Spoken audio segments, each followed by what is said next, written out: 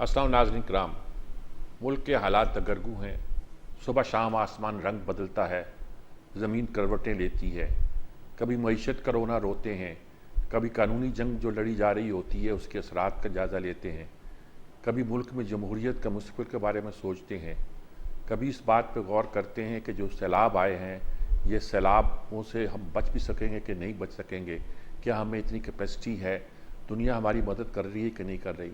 सारा नक्शा ऐसा है जो परेशान कुन है। और बाद लोगों की कहने के मुताबिक पाकिस्तान की पूरी तारीख में ऐसी नाजुक सूरत हाल कभी नहीं आई।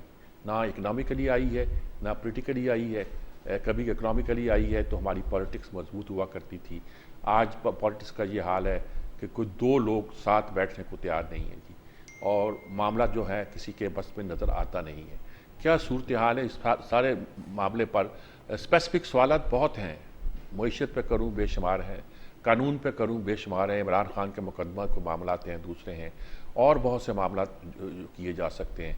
लेकिन मैं एक जनरल सवाल ये करना चाह रहा हूँ कि, और आमतौर पर आजकल जनरल सवाल ही करता हूँ कि हम कहाँ खड़े हैं और किस तरफ जा रहे हैं और क्या हमारे हालात हैं। हमारे साथ जनरल गुलाम मुस्तफ़ा साहब मौजूद हैं। बहुत कम लोग जर्नैलों में मैंने इतने तहम्मुल के साथ, एहतियात के साथ तज़िया करते हुए देखे हैं जितने हमारे जनरल गुलाम मुस्तफ़ा साहब हैं। आमिर ज़िया साहब हैं, हमारे साथियों में से हैं, सीनियर तज़िया नगार हैं, और एक अरसा हुआ इसी फील्ड की स्याही में जिसमें हम भी हैं और बहुत से लोग शामिल हैं। सैफुल्लाह भुट्टो साहब हैं, पाकिस्तान तहरीक इंसाफ से उनका ताल्लुक़ है, सेनेटर्स हैं। और अली गौहर बलोच साहब अगर शामिल हो जाएं हमारे साथ तो पाकिस्तान मुस्लिम लीग में उनकी नुमाइंदगी वो करेंगे। जनरल साहब, पहले मैं आपसे पूछता हूँ जी, कोई रहनुमाई फरमाइएगा, कहाँ खड़े हैं हम, क्या होने वाला है? जमहूरियत के बारे में मुझे पता है आपको भी कंसर्न है, बाकी मामला जो हैं वो भी आपके सामने है। क्या नक्शा नज़र क्या आता है आपको? देखिए मीर साहब, आपने जो तस्वीर खींची है और जिस तनाजुर में हम ये बात कर रहे हैं, जी जी, आज अवाम को अगर देख लें, हुकूमत और अवाम के दरमियान फासले देख लें, और आप अवाम को देख लें और उसमें तकसीम देख लें आप, और जिस तरीके से हम एक दूसरे के साथ दस्तो गिरेबां हैं, हमें ये खबर नहीं है कि हमारे इर्द गिर्द क्या हो रहा है, पाकिस्तान के साथ लोग क्या कर रहे हैं, पाकिस्तान साथ क्या हो रहा है। हम इस सबसे एक तरफ कर रख के हम अपने अपने छोटे छोटे मफादात के दायरे में खेल रहे हैं। इसका नतीजा यकीनन को अच्छा नहीं नजर आएगा आपको, जो जिस तरीके से भी आप देख लीजिए। तो ये जो यकजहती हुआ करती थी, जिसके बारे में हम बात करते थे, जिसके बारे में आज हमारे कायद-ए-आज़म रहमतुल्लाह अलैह मरहूम, जिनका यौम वफ़ात भी है, जिन्होंने बाकायदा एक कौमी नारे के तौर पे में ये दिया था, वो पारा पारा है इस वक्त। मेरे नज़दीक मैं समझ सबसे बड़ा जो नुकसान पाकिस्तान का वो ये है, कोई इदारा मोहतरम नहीं रह गया, कोई शख्सियत मोहतरम नहीं रह गई। फ्रैंकली अगर आज आप चाहें कि किसी 4, 5, 7 लोगों पे पूरी कौम मुत्तफिक हो जाए, इनको बिठाकर इनकी राय ले लें, जो ये चाहेंगे पाकिस्तान को ऐसे चलाना शुरू कर दें, मेरा नहीं ख्याल कि हम ये कुछ कर सकेंगे इसमें। मेरे नज़दीक ये सबसे बड़ा जो स्टेट पे जो कॉन्फिडेंस है लोगों का, वो जो रोड हुआ है, मैं समझता हूँ वो सबसे बड़ा नुकसान है पाकिस्तान का। हम कैसे उसको पूरा करेंगे, कैसे आगे निकल के चलेंगे, ये वो सवाल है जो यकीनन सब होशमंद पाकिस्तानियों को परेशान कर रहा है, लेकिन उसकी तरफ जाता हुआ मुझे कोई नजर नहीं आ रहा। कोई जमहूरियत तो नुकसान जो पहुंचना था वो तो पहुंच चुका, मजीद भी पहुंच सकता है। कोई नजर आता है कि कोई रास्ता हमारे लिए निकल आएगा, मुल्क के लिए निकल आएगा कोई रास्ता जिससे हम? देखिए इस वक्त जी जी सब बात तो मुल्क की है, स्टेट की बात है। क्या हम ये आज तसव्वुर कर सकते हैं कि सारे हमारे जो सियासी ज़ुमा हैं और दूसरे स्टेक होल्डर्स हैं, वो एक टेबल पर बैठ जाएं एक दफा और उस तक कमरे से बाहर नहीं निकलें जब तक कोई ना कोई हम इसका हल तलाश करके ना ले आए? हल हैं इसके, और हो नहीं सकता कि कोई मसला हो और उसका हल ना हो, और इज्तिमाई दानिश अगर कौम की बैठे और वो उसका हल ना निकाल सके, ये मुमकिन नहीं है। जब तक हम खुद अपनी तबाही को देख लेना चाहिए, मुमकिन नहीं है। अगले हल हैं, बहुत हल हैं इसके लिए। ठीक बात है। और सबसे पहला और सबसे बड़ा जो स्टेप है कि जितने हमारे सियासी ज़ुमा हैं, लीडरशिप है, पॉलिटिकल लीडरशिप है, वो अगर सर जोड़ के बैठ जाए, तो आपको याद हो जब नैब बना था, नेशनल एक्शन प्लान, उस वक्त भी हमारी सारी जो कौमी क़यादत थी मिलकर बैठ गई थी। ठीक है। अपने तमाम तर जो कि आपस में इख्तिलाफात थे उसके बावजूद बैठ गई थी। जी, नेशनल सिक्योरिटी उसमें प्लान फौजी बना। क़यादत भी थी, जी जी तो हम कुछ ना कुछ लेके बाहर निकले थे उससे। जी जी। उसके आगे अमल नहीं कर सके पूरी तरीके से, वो हमारी कमजोरी है, लेकिन हाँ, हमारी लीडरशिप इस तरफ मुतवज्जह हो जाए और हम इसका फैसला कर लें कि हमने कुछ करना है, तो कर सकते हैं। पाकिस्तान में ऐसे दिमागों में कमी नहीं है, और मुझे ये मैं इस चीज़ को कतई बिलीव करने को तैयार नहीं हूँ कि इस मुल्क की इज्तिमाई दानिश इस कदर क्या कहते हैं वो बैरन है कि हम अपने मुल्क की मामलात का हल ढूंढ नहीं सकते। अच्छा, आमिर ज़िया साहब, आप क्या कहते हैं? मैं इससे पहले कि अबरू साहब की तरफ आऊँ, पहले मैं आपसे पूछना चाहता हूँ कि आप इस सूरत हाल को कैसे देखते हैं? मेरे ख्याल बड़ी वजाहत के साथ जनरल गुलाम मुस्तफा साहब ने बयान किया। मैं सिर्फ इजाफा ये करूंगा कि हमें दो बातें समझनी चाहिए। एक तो ये कि ये रियासत का बुहरान है, रियासत जो है अपने तजादात को हल करने में नाकाम रही है, और हम बार बार वही तजर्बे कर रहे हैं कि जो माजी में फेल हो चुके। दूसरा, मैं समझता हूँ कि हमारा जो निज़ाम है, जो पार्लिमानी जमहूरी निज़ाम है, वो मुल्क में सियासी इस्तेकाम देने में नाकाम रहा है। मतलब देखिए ना, 73 का आइन हम लोग पीट रहे हैं, आज तक 49 ईयर्स हो गए, तकरीबन 50 बरस होने को आए, और उसमें आप देखिए कि कभी भी इस मुल्क में या तो मार्शल्ला आता है, और मार्शल्ला फिर दोबारा जो है उन्हीं लोगों के सुपुर्द करके, उसी निजाम के सुपुर्द करके चला जाता है कि जो इस मुल्क जो जिसके खमीर में ही नहीं कि वो इस्तेकाम लेकर आए। तो जिस तरह से इलेक्शन होते हैं, जो करप्शन होती है, जिस तरह से डायनेस्टिक पॉलिटिक्स की इजाजत कॉन्स्टिट्यूंसी लेवल के ऊपर है, उसमें कभी भी कोई पढ़ा लिखा वैसा शख्स जो मिडिल क्लास का हो, जिसका ताल्लुक जो है अक्सरियत से हो, वो नहीं आ सकता। इक्का दुक्का लोग शहरों से आ सकते हैं, मतलब है कराची से आ जाएंगे अगर एमक्यूएम जैसी कोई जमात हो, लेकिन वो भी एक लसानी पिच पे खेला, उसने भी कोई पॉजिटिव कंट्रीब्यूट नहीं किया था। तो मेरा कहना है कि हम सब चीजों पे हम इंडिविजुअल्स के ऊपर ब्लेम करते हैं कि जी फला फला शख्स ने ये किया, यकीनन उनका किरदार है, लेकिन हम निजाम पे बहस नहीं करते। मैं समझता हूँ कि हमें एक ब्रॉडर पिक्चर में ये देखना चाहिए। हमें देखना चाहिए कि एनएफसी की वजह से जो आखिरी दिया गया था, मुल्क की फेडरेशन माशी तौर पे सस्टेनेबल नहीं रही। 18वीं तरमीम ने जो डिस्टॉर्शन लेकर आ गई है, उसके बाद जो है मतलब है इसी तरह चलेगा जिस तरह चल रहा है, और इसी तरह ठोकरे खाता रहेगा। तो हमें जब तक हम इन इश्यूज को नहीं करेंगे, फिर हमारे यहाँ जो सूबे हैं वो माशाल्लाह मतलब है मुमालिक से बड़े हैं, तो हमें जब तक हम ये नहीं सोचेंगे कि हमें नए इंतजामी यूनिट बनाने हैं, मैं ये नहीं कह रहा कि लसानी यूनिट्स बनाने हैं या कबायली यूनिट इस तरह के नहीं, इंतजामी यूनिट्स बनाने हैं, वो भी हमें अपने एजेंडे पे रखना चाहिए। एक बात। दूसरी बात, हम एक ओवररेट करते हैं कि जी लोगों का मिलकर बैठना। मुझे वो जो मार्केट सैचर थी, उनका एक जुमला बड़ा मजे का मुझे लगा, मैंने कहीं पढ़ा था कि I will never stand for consensus because consensus means weak decisions. लेकिन जब भी आप इत्तेफाक राय से फैसला करते हैं तो कमजोर फैसले करते हैं। इसमें कमजोर फैसलों की जरूरत नहीं है।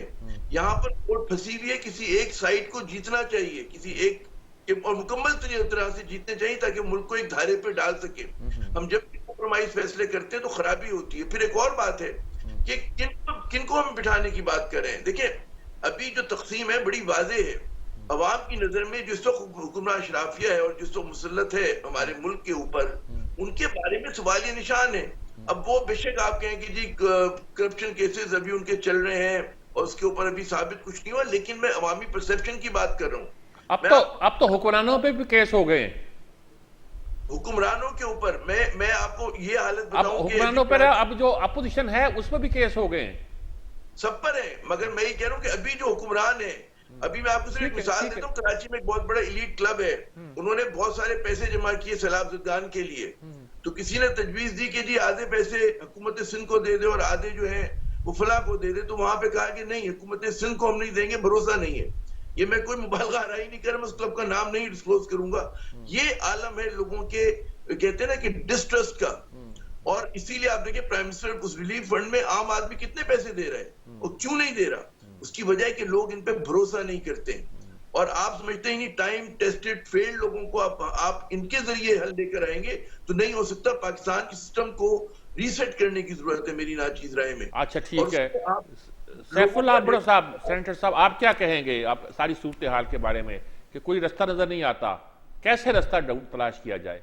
आप बहुत ताकतवर जमात हैं कि कैसे आपके पास कोई रास्ता नजर आता है? थैंक यू मीर साहब, आपने इनवाइट किया। देखिए मीर साहब, यकीन करें मैं काफ़ी टाइम से टीवी शोज़ पे आता हूँ, लेकिन माशाल्लाह जैसे आपका प्रोग्राम को कंडक्ट करना, अगर इस तरीके से हमारी पूरी मीडिया सब पॉलिटिशियन से जो हमारे और वो नुमाइंदे आते हैं सोसाइटी के, जिस भी पार्टी से हों, जिस भी तंजीम से हों, अगर उनसे हमारी मीडिया इस तरह पाबंद होकर क्वेश्चन पूछे ना, तो शायद काफ़ी मसाइल के हल जो हैं कम अज़ कम उनका एक प्रपोजल लाजमी आवाम तक आएगा।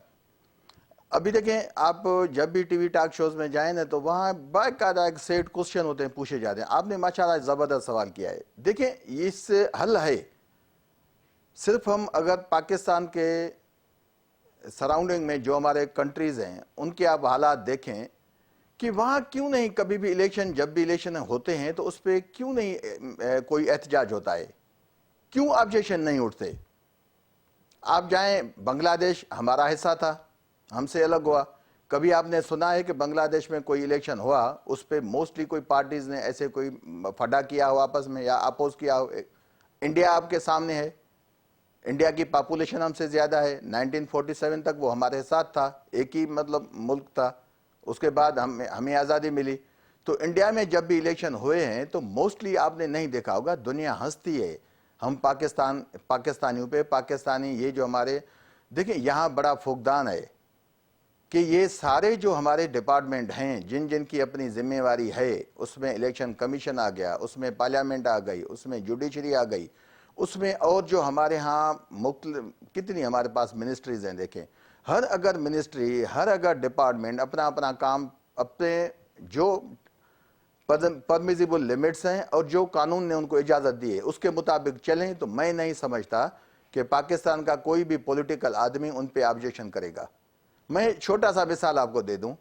देखिए, आखिर वजूहात क्या हैं? ये हमारे जो मतलब खास करके देखें, पॉलिटिकल लोगों का काम होता है एक ही चीज़ में, जब इलेक्शन होते हैं 5 साल के बाद या 4 साल के बाद या उससे पहले आपके बीडी इलेक्शंस होते हैं या कोई बाय इलेक्शन होता है, तो मेन तो ये एक ही डिपार्टमेंट है जिसके थ्रू ये सारा सिस्टम जो है इस्टेब्लिश भी होता है। उसके बाद हुकूमतें वजूद में आती हैं और वो 5 साल तक या जो अपना टेन्यूर है उसमें अपना फंक्शन करती हैं। आप रिसेंटली देखें कि हमारे इलेक्शन कमीशन के डिसीजन हैं, मैं कोई तनकीद नहीं करना चाहता, लेकिन जो आपने सवाल पूछा मैं उसकी जवाब देना चाहता हूं कि आप देखें कि ये जो बाय 125 रेजिग्नेशन आए पीटीआई के, भाई अगर आप लोग अच्छा एक्सेप्ट किए गए पार्लियामेंट से 11 सीटों को कि भाई 11 लोग जो हैं इनके एक्सेप्ट करते हैं। उसके बाद हमारी पार्टी चली गई कंसर्न जो फोरम थे अदालतों में, आपने देखा कि 2 महीने से उस पर कैंपेन भी चली, सब चला, हर चीज़ हुआ। क्या आपने देखा कि 9 तारीख को इलेक्शन पोस्टपोन हो गए। कितना पैसा ज़ाया हो गया है। आप देखें, पहले ये एक हम टीवी शोज़ में सुनते थे कि यार फिर सैलाब की सिचुएशन है, सारे लोग क्यों नहीं मिल पाते।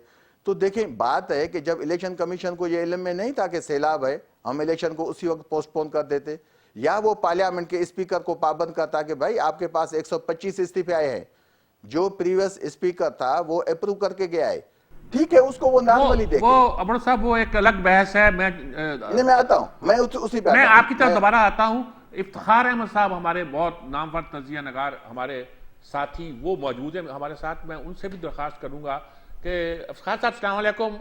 जनरल गुलाम मुस्तफ़ा साहब हमारे साथ थे, आमिर ज़िया थे, और अभी सैफुल्लाह भुट्टो साहब ने बात की है। हम सिर्फ इस तलाश में है कि पाकिस्तान की जो मौजूदा सूरत हाल है उसका हल क्या है। मैं अगर नॉन पार्टीजन भी सोचा जाए तो क्या हल है इसका? उसका हल अब सिर्फ एक रह गया, वो है मुकामी हुकूमतों का क़याम तमाम उन पावर्स के साथ जो यूरोपियन ममालिक में उनके पास हैं, जो हिंदुस्तान में उनके पास हैं। और मिसाल बना लें आप, अगर आपने गवर्नेंस सीखनी है तो दिल्ली की हुकूमत को मिसाल बना के उसका इतलाक करें पाकिस्तान के अंदर। अगर आप चाहते हैं कि फेडरेशन बच जाए, अगर आप चाहते हैं कि लोगों का एतमाद फेडरेशन में रहे और नौजवान नस्ल जिसको अजीब किस्म के ख्वाब दिखा दिए गए हैं, जिसका कोई भी नतीजा नहीं निकलना, वो वापस आके इस मुल्क के अंदर अपने हलके में, अपने मोहल्ले में, अपनी तहसील में, अपनी डिस्ट्रिक्ट में अपनी तवानाइयों को इस्तेमाल कर सके। नहीं, ये तो बात आपकी दुरुस्त है। गालिबन बेनज़ीर ने ये स्कीम पेश की थी कि हर ज़िले को में एक लेफ्टिनेंट गवर्नर होना चाहिए। अच्छा, यहाँ सूबों की तकसीम की, किसी को 5 में, किसी को 3 में, किसी को 2 में तकसीम करने की तजवीज़ आई थी, लेकिन क्या ये इम्प्लीमेंट हो सकती है हमारे यहाँ? सर, मैंने तकसीम की बात नहीं की, मैं मुकामी हुकूमतों की बात कर रहा हूँ, लोकल गवर्नमेंट्स की। ये जो तकसीम करने वाली है, ये तो और बहुत खौफनाक खेल है। हर इलाके का चौधरी चाहता है कि उसका बेटा सीएम बन जाए वहाँ पे, और उसी के खानदान का बंदा को गवर्नर बन जाए, और उसी के खानदान का बंदा वहाँ पे चीफ सेक्रेटरी बन जाए, होम सेक्रेटरी बन जाए, आईजी बन जाए। ये एक और खेल है। That is a very dangerous game.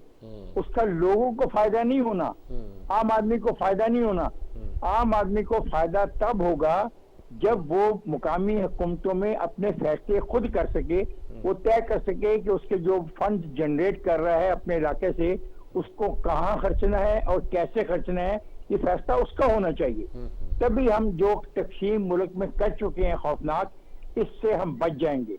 वरना ये तकसीम और गहरी होगी और पाकिस्तान को कमजोर करेगी, इससे कुछ नहीं मिलेगा। अभी ये दोस्त जो कह रहे थे कि भी इलेक्शन कमीशन ने गलत फैसला किया, अब हर अदारा अगर गलत फैसले कर रहा है तो क्या नए अदारे बनाए जाए, विच इज नॉट पॉसिबल। हाँ, एक काम हो सकता है, डिसेंट्रलाइज कर दिया जाए, ताकत को और डिसेंट्रलाइज कर दिया जाए, ताकि जो रोल ऑफ द पीपल है वो बढ़ जाए। ये 1100 लोग होते हैं सेनेट में, सूबाई असेंबलियों में और कौमी असेंबली में, ये लाखों में लोग इलेक्ट होके आएंगे अगर हम मुकामी हुकूमतों को इवॉल्व कर लें और उनको चलने दें। ठीक बात है इफ्तिखार साहब, हम एक वक्फा लेते हैं, वक्फे के बाद हम इस बात को आगे बढ़ाएंगे और कोशिश करेंगे। अबरू साहब ने भी कुछ सवाल उठाए थे कि अगर अदारों पे एतबार हमें नहीं है उन सवालों की रोशनी में, तो हम क्या करें। इफ्तिखार साहब कहते हैं क्या नए अदारे ले आएँ, कहाँ से ले आएँ, कैसे ले आएँ, लोग मिलकर बैठने को तैयार नहीं है, फिर क्या करें, कौन सा रास्ता इख्तियार करें। एक वक्फा लेते हैं, वक्फे के बाद हाजिर होते हैं।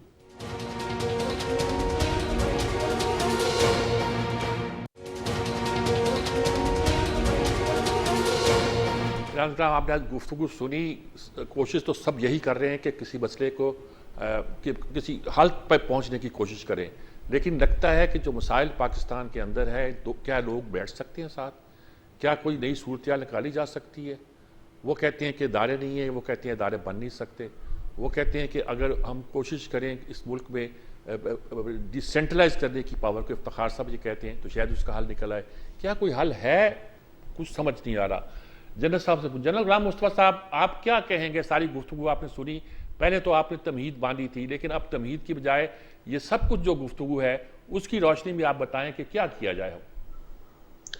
देखिए, आज जिस सूरत हाल में इस वक्त पाकिस्तान है, सबसे पहले we have to stop digging. That is the first principle जो भी आप मसाइल का है, मस्ट रिकॉग्नाइज करें। आपको कंसेंसस सिर्फ आपको एक बात पे चाहिए कि आपने आज के बाद से पाकिस्तान को कैसे चलाना है। क्या यही सिस्टम चलता रहेगा? नहीं चलेगा ये। You have to go for elections, immediate free and fair elections, और उसके लिए इसी चीज की सिर्फ आपको कंसेंसस चाहिए। उसके बाद जो मसाइल हैं आपके, चाहे वो आईनी हैं, चाहे वो कानूनी हैं, चाहे दूसरे हैं, उनका हल तभी होगा जब कोई एक वाज़ेह मैंडेट लेके को आके बैठेगा। लेकिन वो मैंडेट तक जाने की सूरत हाल में इस वक्त हम गिरफ्तार हैं। कैसे होगा ये मैंडेट? उस मैंडेट के ऊपर झगड़ा है सारा इस वक्त जो चल रहा है इस वक्त, वो आप देखें। और क्या इस वक्त इलेक्शन पॉसिबल है? आपको क्या लगता है, जो फजा है इस मुल्क की, जो डिवाइड है, जो पोलराइजेशन है और जो सूरत हाल है, उसमें क्या इलेक्शन पॉसिबल है? और बहुत से इशू ऐसे हैं जो कभी सॉल्व होने वाले हैं, सॉल्व करने वाला अदारा कोई नहीं है। पार्लियामेंट जो है वो आधी पार्लियामेंट बाहर है, आधी पार्लियामेंट अंदर है। इसलिए मैं कह रहा हूं कि भाई इलेक्शन तो मेरे साहब दूसरी जंग अजीम में भी होते रहे हैं, इलेक्शन हो सकते हैं।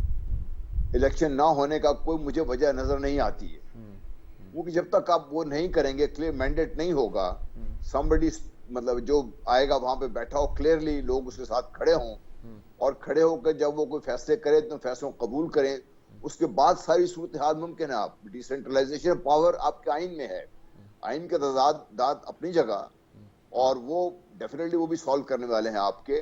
आपके सिस्टम ऑफ गवर्नेंस को शायद हमें ठीक करना पड़ जाए। लेकिन इशू ये है कि जब तक कोई आपके पास क्लियर मैंडेट लेके कोई ग्रुप वहां पे बैठा हुआ नहीं है और उस ग्रुप के पास ये मैंडेट नहीं है कि आप इस मुल्क को आज से चलाइए और उसी को ये फैसले करने इख्तियार दें आप, ठीक है जनरल साहब, आपकी बात हो गई। इफ्तिखार अहमद साहब शायद कुछ कहना चाह रहे हैं, मैं उन्हें दावत देता हूँ। जी सर मैं ये कहना चाह रहा हूँ, एक लफ्ज क्लियर मैंडेट जो इस्तेमाल किया जा रहा है, एक तो इसकी डेफिनेशन समझ नहीं आती कि कुछ दोस्तों के नजदीक क्या है। इनके लिए क्लियर मैंडेट ये है कि चीफ ऑफ आर्मी स्टाफ की तैनाती से पहले इलेक्शन करवा दिए जाए, और इनका ये ख्याल है कि ये जो दोस्त ये मुतालबा कर रहे हैं, उनका ये ख्याल है कि वो चूंकि बहुत पॉपुलर हो चुके हैं इसलिए वो 2/3 मेजॉरिटी हासिल कर लेंगे, और जब 2/3 मेजॉरिटी हासिल कर लेंगे तो प्राइम मिनिस्टर बन जाएंगे। जब प्राइम मिनिस्टर बन जाएंगे तो जो आइन में दिया गया अख्तियार है प्राइम मिनिस्टर को चीफ ऑफ आर्मी स्टाफ की तैनाती का, उसको अख्तियार करेंगे, उसको इस्तेमाल करेंगे। इसलिए ये इलेक्शंस की बात बहुत करते हैं। सवाल है पिछले 9 साल से ये जमात जो इलेक्शंस की बात कर रही है, एक सूबे में पावर रखती है, अख्तियारात रखती है, कौन सी ऐसी बुनियादी तब्दीली उस सूबे में हो गई जो पाकिस्तान के दूसरे सूबों में ना हो सकी? एक बात।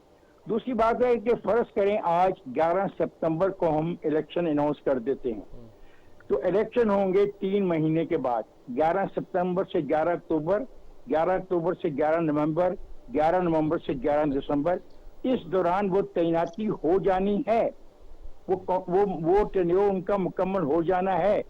किसी के पास अख्तियार नहीं होगा उस टेन्योर को एक्सटेंड करने ठीक, का। आपकी बात आ गई।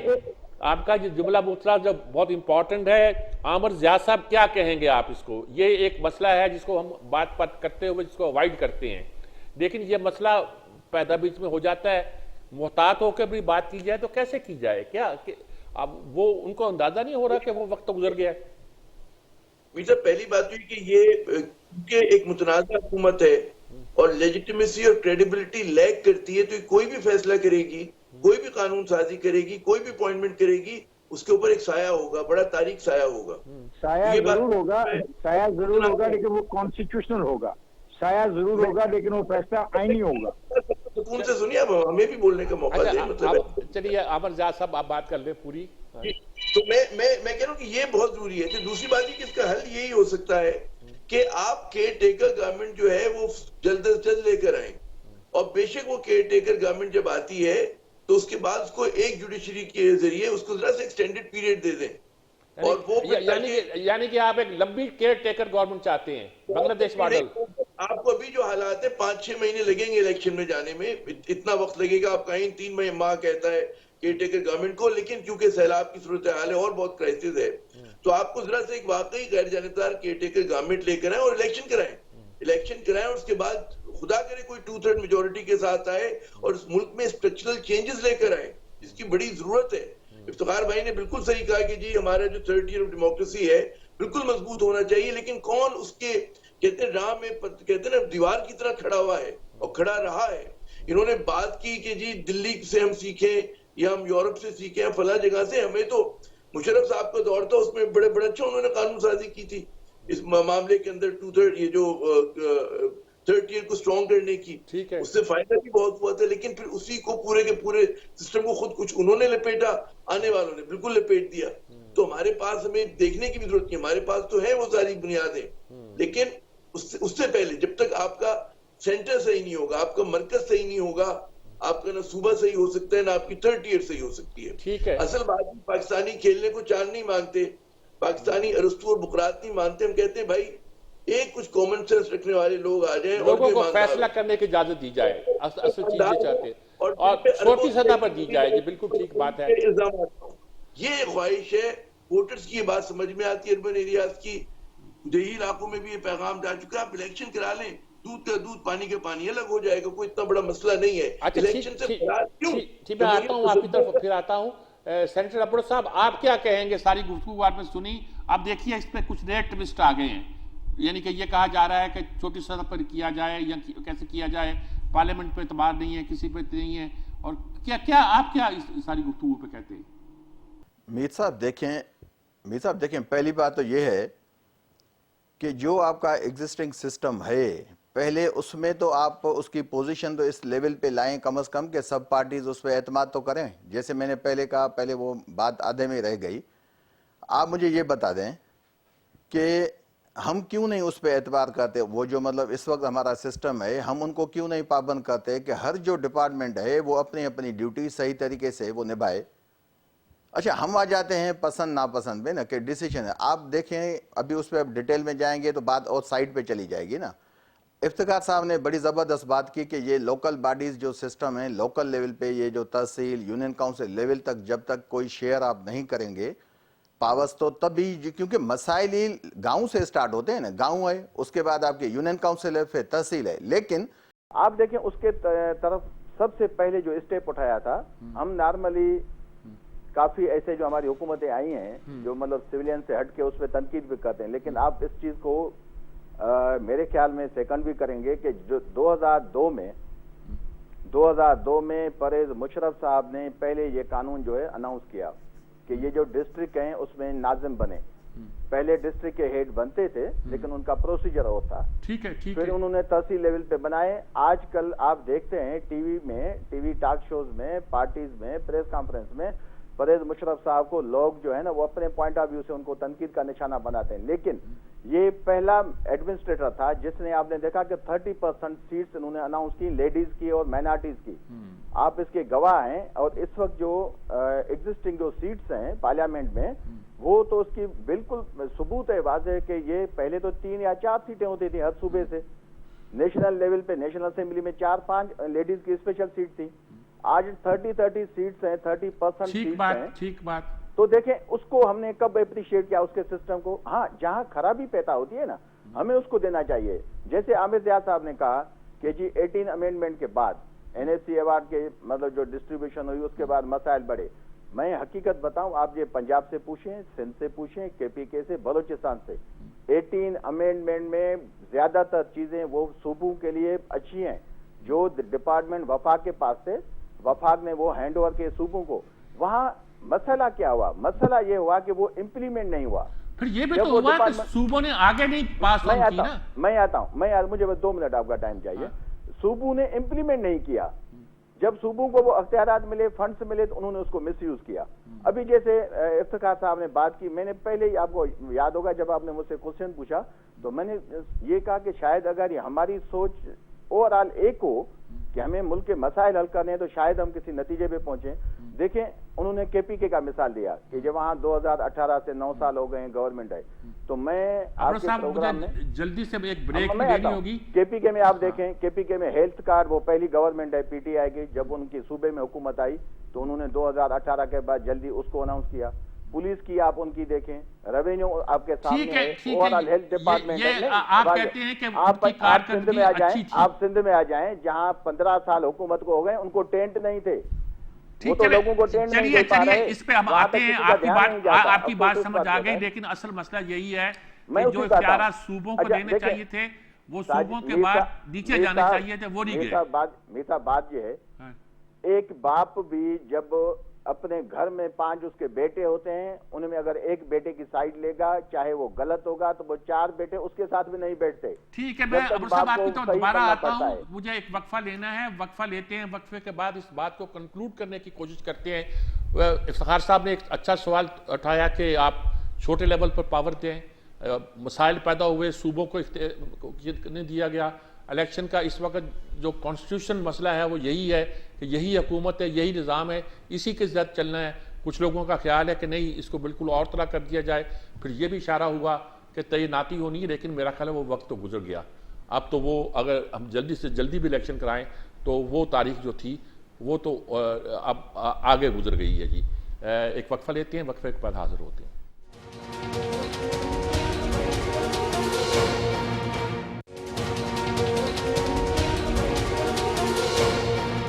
नाज़रीन कराम, सवाल सारे आपके सामने आ गए हैं, उसकी शक्लें भी सामने आ गई हैं।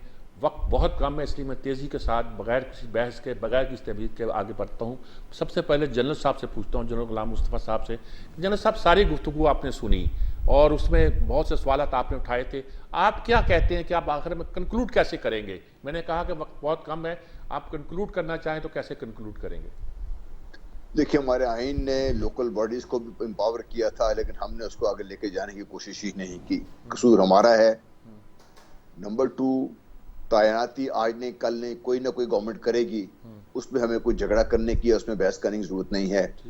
मसला सिर्फ ये है कि क्या ये सिर्फ सिस्टम है, इसको गवर्नेंस में जो लोग बैठे हुए हैं, क्या इन लोगों को इत्मीनान है उसके ऊपर?